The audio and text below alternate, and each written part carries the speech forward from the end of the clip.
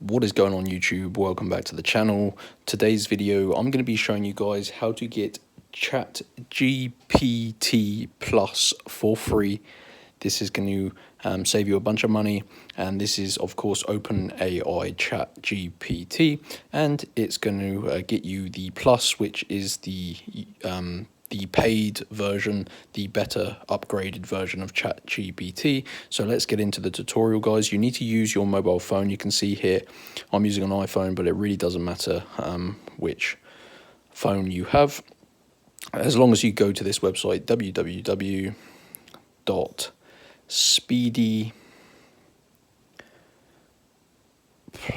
make sure you spell it correctly, guys, speedyplugin.com.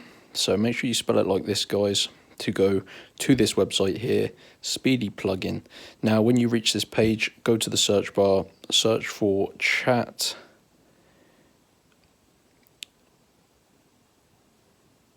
and basically just look for this page, the ChatGPT Plus plugin.